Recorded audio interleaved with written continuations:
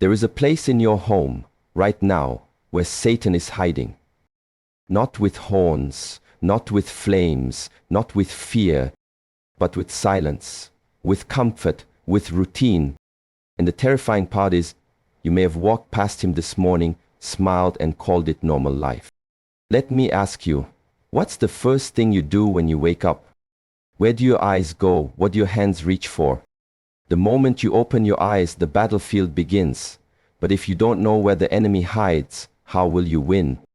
Stay with me, because in this message, we're going to expose the place where Satan hides. And once you see it, you will never look at your home or your soul the same again. Satan doesn't need to break down your door. He waits for an invitation. That invitation often comes through what you entertain. Television, phones, certain conversations, music, even decor. They aren't just physical, they are spiritual carriers. And every time you say it's not that deep, you open the door wider. The cluttered drawer you never open. The guest room with tension and dust. The media cabinet filled with things you haven't checked in years. Why do these matter? Because darkness multiplies in places where light is neglected. Where there's no prayer, no purpose, no cleansing, Satan nests. Many people say, I feel spiritually numb, disconnected. But few realize that Satan hides not just in darkness, but in distraction. The living room, where hours vanish into endless scrolling. The bedroom, once a sanctuary of rest, now stolen by late-night screens and spiritual fatigue. These are not just rooms, they are spiritual battleground. Objects carry energy. Habits carry vibration. Attitudes hang in the air long after the words are gone. If your home is constantly echoing anxiety, anger, fear, or lust, that is not just emotional atmosphere. That's where the enemy breathes. Now listen closely. I'm not here to scare you. I'm here to awaken you. You are not helpless. The moment you recognize where Satan hides is the moment you reclaim what is yours. Take spiritual inventory. Bless your home. Speak life over every room. Break every agreement you made with distraction, lust, fear, or spiritual laziness. Because once you clean the place where Satan hides, he cannot stay. And when you reclaim your home, you reclaim your peace, your power, and your presence. And that, my friend, is the place where heaven begins, right in your home. Now go cleanse it. Satan is still hiding, but not for long. There is a hidden door in every home, and most people never notice it. It doesn't creak when it opens, and it doesn't slam when it closes. In fact, it never really closes at all. It stays slightly open, just enough for something to enter. Not a person, not a sound, not a breeze, but a presence. A spiritual presence that slips in, settles, and waits. Most people think they'd recognize evil if it came knocking. They think it would feel cold or heavy or maybe even frightening. But the most dangerous thing about evil is that it doesn't announce itself. It integrates, it adapts, it becomes familiar.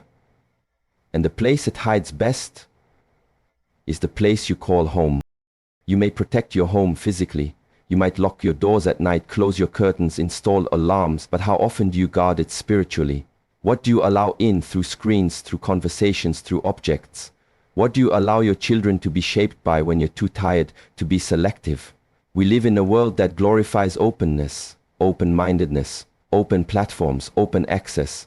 But that openness has made us spiritually vulnerable. Not everything that enters your home was meant to enter your heart. Yet with every unfiltered exposure, something grows, and what grows slowly becomes part of the environment.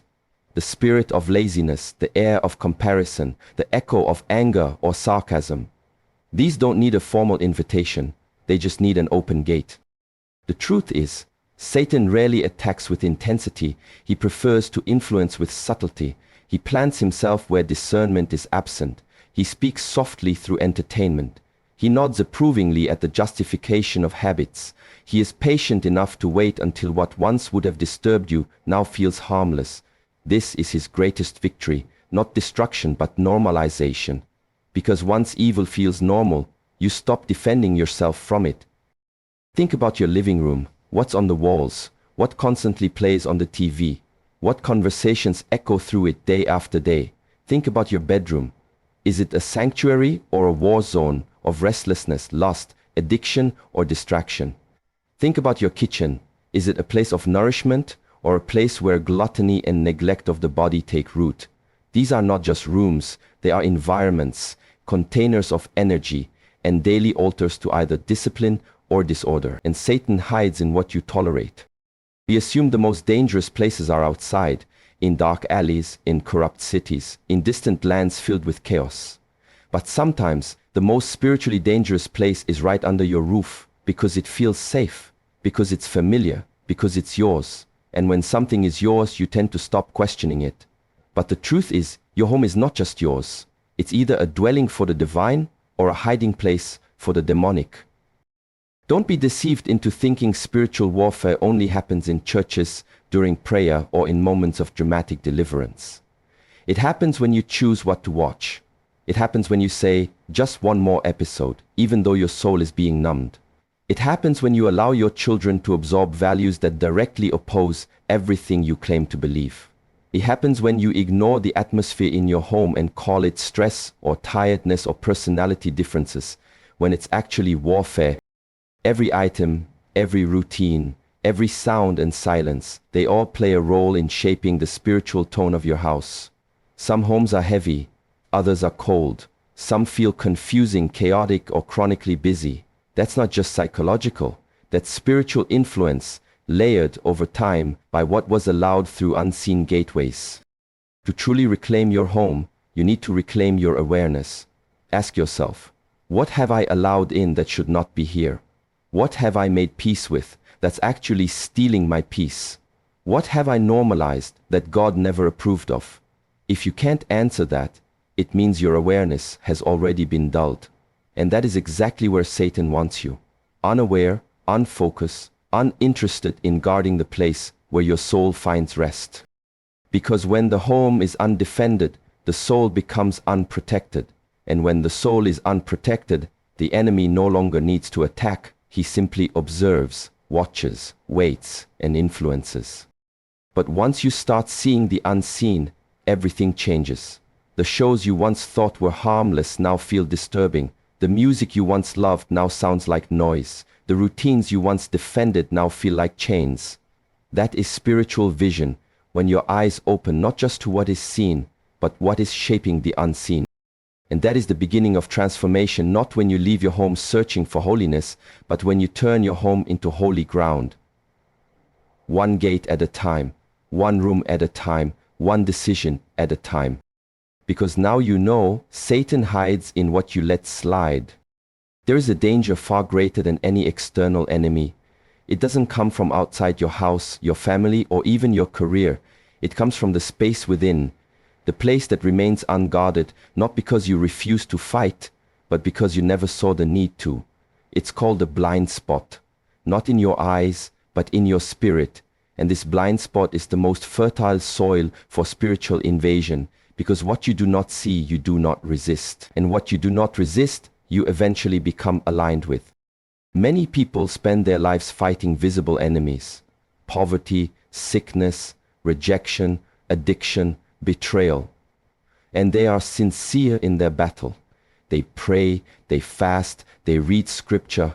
But what they fail to recognize is that the most destructive influence in their lives isn't the visible battle, it's the spiritual blind spot.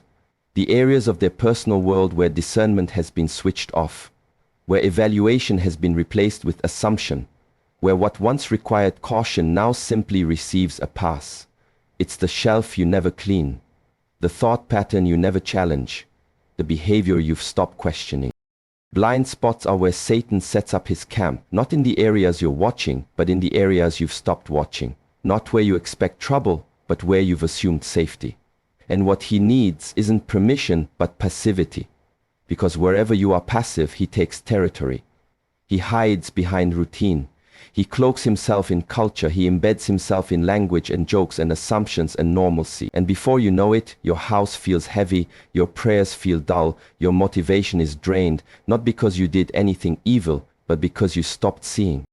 The truth is, Satan does not need to convince you to commit great sin.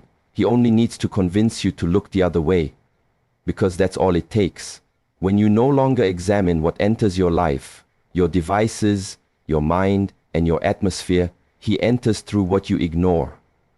It's not about inviting him in with open rebellion. It's about letting him in through unchecked habit. There's a reason the Bible calls for watchfulness. The word watch appears repeatedly in Scripture. Watch and pray, be watchful, stay alert, not because of visible danger, but because of unseen influence. Spiritual blindness isn't about lacking faith, it's about lacking awareness. It's the man who preaches but can't feel the presence anymore. It's the woman who still serves, but lives with a quiet bitterness she no longer confronts. It's the teenager who sings worship songs but no longer feels conviction when sin whispers. The blind spot is the place where the spirit sleeps, while Satan walks freely. Ask yourself, what am I no longer sensitive to? What used to stir conviction in me but now feels normal? What have I allowed to become just part of life? If you don't ask those questions, you will live a spiritually open life with a closed heart, because spiritual sight is not automatic. It must be trained, protected, and renewed daily. One of the greatest tricks of the enemy is to make you believe that once you've been set free, you're safe forever. But freedom without awareness can lead right back to the cage. That's why the blind spot is so effective, because when you think you're okay, you stop asking if you've changed. You stop looking at your habits, your choices, your friends, your thoughts. And in that absence of self-examination, Satan hides. He doesn't show up with fire. He comes with familiarity. He doesn't speak through chaos. He whispers through comfort. He doesn't destroy with drama. He decays through silence. And by the time you notice something is off, it's not just him sitting there. It's the version of you he slowly reshaped. You begin to think it's just stress, just a season, just life. But it's spiritual drift, birth and spiritual blindness. But here's the hope. Once you start seeing again, you begin to reclaim. The moment you pray, God, show me what I'm blind to, you open a gate of spiritual clarity. You invite the Holy Spirit to turn on the light in the room you've kept dim. You allow God to confront what you've called no big deal. And in that moment, everything hidden begins to tremble. Because Satan cannot thrive where you've been awakened. He cannot remain where light has entered. But until that awakening happens, he waits. Not far, not outside, but inside, in the place you've stopped guarding, in the place you never thought he'd be. And that is the blind spot. Not because it was covered, but because it was never checked. Your home is not just a structure of walls, windows, and rooms. It is a mirror, a reflection, an outward manifestation of what is going on in the deeper, quieter places of your soul. Many people live under the illusion that their spiritual life is separate from their physical surroundings, that what happens in their heart and what surrounds them in their environment are disconnected realities, but nothing could be further from the truth. What you allow to live in your space often reveals what you've allowed to settle in your spirit. Walk through your home slowly, not with your hands, but with your eyes and your heart. What do you see? Disorder or discipline, light or heaviness, purpose or neglect? Are the rooms peaceful, or do they carry unspoken tension?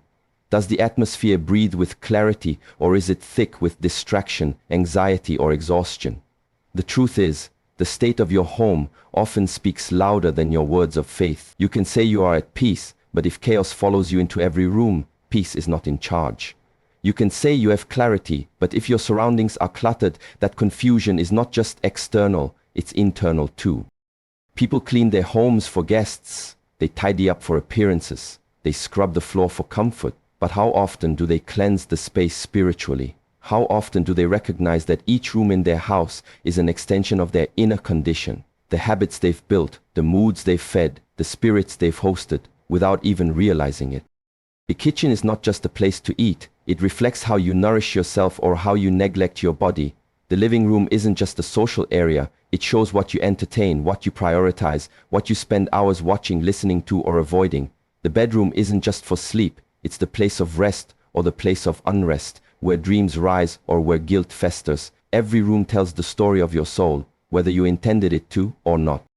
And if Satan were to choose a hiding place, he wouldn't hide where you're most alert. He would hide in the patterns that have become invisible to you. The pile of clothes that's always there but never addressed. The broken item you keep meaning to fix but never do. The screen that stays on even when you're spiritually starving. These things seem small, but they echo deeper issues. Neglect, distraction, they tell the truth that you try to ignore. Why is this important? Because when your home becomes spiritually dull, your spirit follows. You begin to settle. You begin to tolerate noise, confusion, and darkness as if they are just part of life. You start saying things like, "I'm just tired," or "This is just how it is," not realizing that the atmosphere you've accepted is slowly becoming the condition of your heart. What you accept around you begins to shape what you accept within you. Satan thrives in this overlap, the place where spiritual dullness looks like routine. He loves when your space feels normal but is filled with the residue of stress, fear, or unresolved emotion. He doesn't need to possess your body, he just needs to occupy your environment long enough for your awareness to fall asleep. Because once your atmosphere becomes familiar, you stop questioning its effect. You stop evaluating what you allow, what you absorb, what you breathe in every day. But here's the power. Once you recognize that your home reflects your soul, you can reverse it. You can shift the atmosphere and start from the outside in. Clean what you've ignored. Remove what carries a wrong energy. Speak life where silence has settled. Put worship where noise once ruled. Choose beauty, choose order, choose peace. And you will begin to feel a shift not just in the room, but in your chest. Because you're not just organizing space, you're taking back territory. You are saying, this place will no longer carry the fingerprints of spiritual laziness, it will carry the fragrance of purpose and presence. You can walk into someone's house and feel peace. You can walk into another and feel heaviness. That's not magic, it's the result of what has been invited, tolerated, and repeated. And the same is true of your soul. What you host becomes your atmosphere. What you feed becomes your foundation.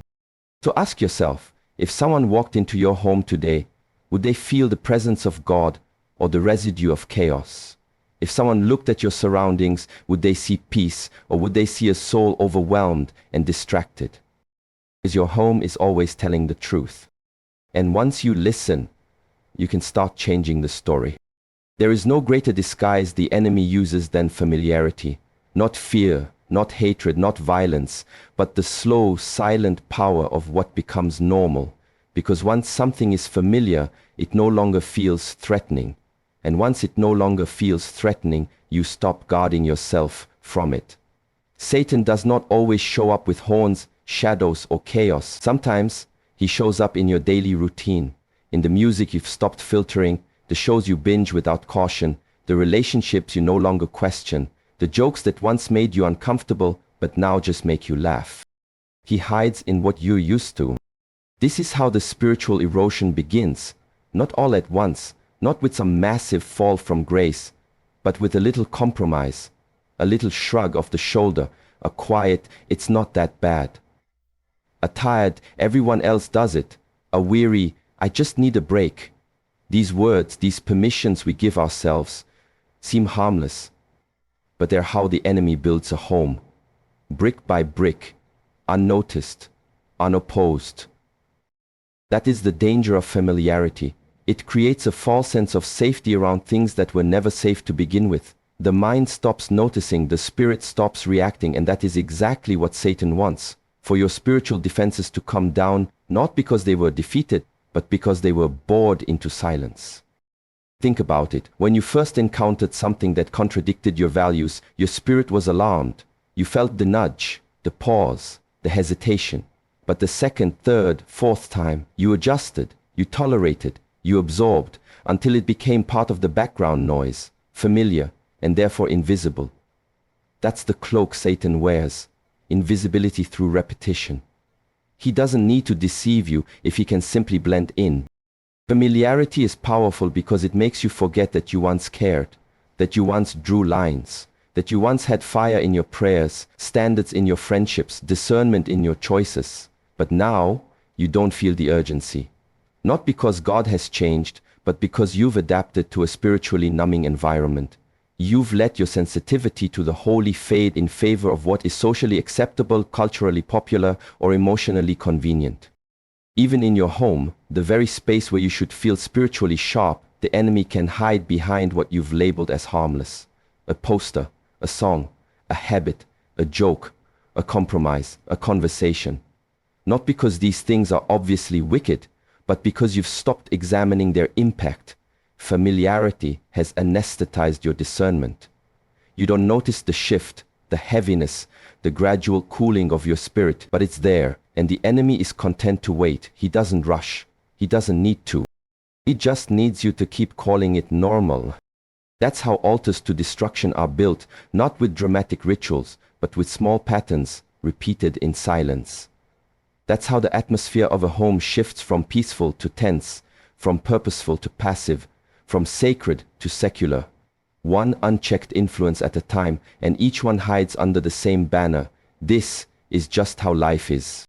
But life isn't meant to dull your spirit. Your home isn't meant to be a resting place for compromise. It's meant to be a place where heaven is felt, where peace isn't just hoped for, but practiced, where discernment isn't a rare moment during worship, but a constant awareness in how you move, speak, and live. You don't guard a home by locking doors alone. You guard it by awakening your spirit, by recognizing what has come in under the mask of entertainment, convenience, or culture. What was the last thing you called no big deal, but deep down knew was shifting your heart? What did you used to avoid but now entertain? What once stirred conviction but now gets dismissed as just part of your personality or mood? These are the questions that lead to freedom, not because they shame you, but because they wake you up. Because once you see what the enemy has cloaked in normalcy, you can take back control. You can remove it, you can speak to it, you can sanctify your space again. You can turn your home from a dull place of familiarity into a living place of fire, where holiness is not a Sunday concept, but a daily standard. But none of that can happen until you look again, until you see the familiar with new eyes, until you ask God to show you what's been hiding in plain sight. Because Satan's not hiding in the dark anymore. He's hiding in what you've learned to live with. You cannot cast out what you still tolerate, you cannot rebuke what you still secretly accommodate, and you cannot walk in spiritual authority in a place where you refuse to take ownership. Spiritual warfare does not begin with shouting at demons. It begins with personal responsibility. It begins when you stop blaming darkness for your condition and start taking inventory of your own gates, your eyes, your ears, your decisions, your habits, your home. Ownership is the first act of war against the enemy. It is the moment when you stop saying, the devil is attacking me, and start asking, where have I left the door open? Because Satan cannot occupy what you have fully surrendered to God. But if even one area remains ungoverned, unexamined, unsubmitted, that is the place he will use to build his foothold. And the truth is, most people don't lose spiritual ground because of great evil. They lose it through small neglect. You see, your home is not just a physical structure, it's a spiritual embassy. And you are the ambassador. You set the atmosphere. You determine what is welcomed, what is rejected, what is entertained, and what is cast out. Every room you walk through bears the imprint of your spiritual posture. If your spirit is passive, your home will carry confusion. If your spirit is intentional, your home will carry order. If your heart is aligned with heaven, your home becomes a resting place for the presence of God. But none of this is automatic. It requires ownership. The ability to say, this space is mine to steward, this atmosphere is mine to guard, this home, this body, this mind, they all belong to the Lord, and I will not allow anything unholy to nest in what He has made sacred. Spiritual authority cannot function in denial. It doesn't survive in excuses. It rises only in the presence of truth, especially the uncomfortable kind. That's why the enemy thrives in places where people avoid personal accountability, where they say it's just a hard season, instead of, I've let my guard down, where they say, this is just how I am, instead of, I need to be transformed, where they say, this is just the way culture is, instead of, I will not conform to this. That shift in language, that decision to take ownership, is where authority is born. Because until you own it, you cannot evict it. Until you take responsibility for what you've allowed, you cannot command it to leave. Jesus said, a house divided cannot stand, and many believers live in spiritually divided houses. outwardly claiming faith while inwardly tolerating compromise, speaking life in one room while letting death play on the television in another, praying in the morning but allowing bitterness to reign by night. This division weakens authority. It reduces your voice to noise, because the enemy does not respond to performance, he responds to purity. He knows the difference between loud religion and clean hands. You don't need louder prayers. You need deeper ownership. Authority doesn't rise from emotional energy. It flows from alignment with God. And that alignment begins when you say no more. No more passivity, no more compromise, no more blaming others, blaming circumstances, or blaming God. If the atmosphere in your home feels heavy, don't just rebuke, realign, walk through every room and ask, what have I allowed here? What has been left unchallenged? What needs to be removed so that heaven can be restored? That is spiritual maturity. That is spiritual war. Not shouting, but surrender. Not panic, but power. Not fear, but ownership. And once you begin to walk like that, the atmosphere shifts. Darkness begins to retreat. Confusion starts to clear, because you are no longer speaking as a victim, you are standing as a gatekeeper. And that is what the enemy fears most. Not your emotions, not your volume, but your decision to take full responsibility for the spiritual climate of your life and your home. When you say, this is God's house, I will govern it as his servant, you become dangerous to darkness. You become the reason Satan has to leave, not because you screamed louder, but because you took back what you gave away. So ask yourself, what is in your life right now that remains because you've refused to own it? What habits, what mindsets, what compromises have found shelter in your silence? And what would shift if you stopped ignoring and started confronting? Because authority only comes when you stop waiting for God to do what he already gave you power to do. It begins when you stop saying something needs to change and start declaring that something is me. Atmosphere is not just ambience. It's not just the lighting of a room or the choice of music in the background. Atmosphere is spiritual. It is unseen, yet it shapes everything. And whether you realize it or not, you are either actively shaping your atmosphere or passively surrendering it. When you fail to guard it, you don't just neglect it. You grant permission to every spirit, influence, and energy that desires access. This is what most people miss. They assume neutrality exists. They assume that just because something doesn't feel evil, it must be safe. But darkness doesn't always announce itself with violence or chaos. Sometimes it enters through comfort, through repetition, through familiarity. And when you allow it to linger, when you refuse to guard the spiritual atmosphere of your home, your mind, and your habits, you are saying, even without words, you are welcome here. Permission is not always given through intention. Sometimes it is given through silence, through laziness, through passive agreement. And the enemy understands this more than most believers. He is not looking for a fight. He is looking for permission. And he knows how to wait for it. He'll wait until you stop noticing the tension in the air. He'll wait until you stop questioning what plays in the background. He'll wait until your heart becomes numb to what used to convict you. That's when he makes his home. When you don't guard the atmosphere, your home becomes spiritually porous. Thoughts you never used to think now swirl in your mind. Emotions you once had control over now dominate your relationships. Habits you once fled from now start to grow roots again. All of it because the gate was left open, not through rebellion, but through neglect. And this is what you must understand. Atmospheres are always forming something. They shape your decisions. They mold your mood. They influence your hunger for truth or your boredom with it. That's why the presence of God is never casual. That's why worship shifts everything. That's why prayer clears the air. Because these acts don't just bring spiritual clarity. They take back ground. They shut the door to everything that's been feeding off your silence. Too often people ask, why does my home feel heavy? Or why do I feel stuck in cycles of confusion or frustration? And they want quick answers. But the real question is, what have you allowed to breathe in your space? Because if it's breathing, you've allowed it to live. And if you've allowed it to live, you've fed it, whether through attention, repetition, or apathy. Every atmosphere is fed by something.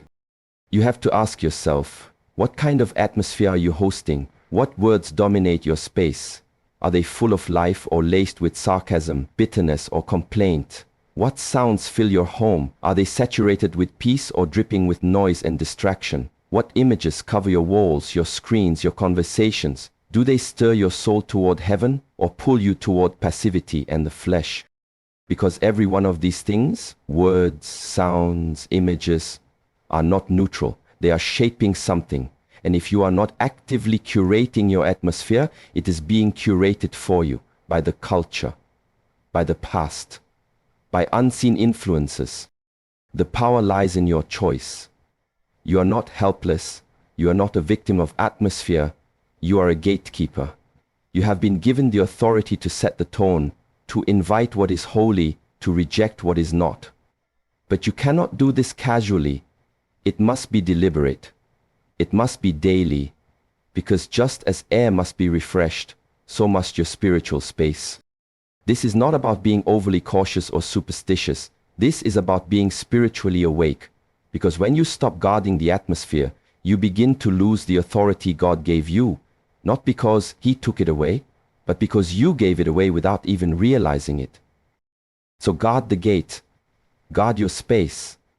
Walk through every room of your home with discernment and ask, what spirit rules here? What energy lingers here? What needs to go and what needs to grow? Because if you don't choose the atmosphere will choose you. And make no mistake, the atmosphere you allow today will shape the life you live tomorrow. So speak peace, declare truth, play worship, shut the door, open the heavens. Because when you guard the atmosphere, you don't just protect your home. You protect your soul. Now listen closely. I'm not here to scare you. I'm here to awaken you. You are not helpless. The moment you recognize where Satan hides is the moment you reclaim what is yours. Take spiritual inventory. Bless your home. Speak life over every room. Break every agreement you made with distraction, lust, fear, or spiritual laziness.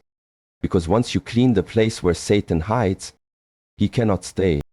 And when you reclaim your home, you reclaim your peace, your power, and your presence. And that, my friend, is the place where heaven begins, right in your home. Now go cleanse it. Satan is still hiding, but not for long.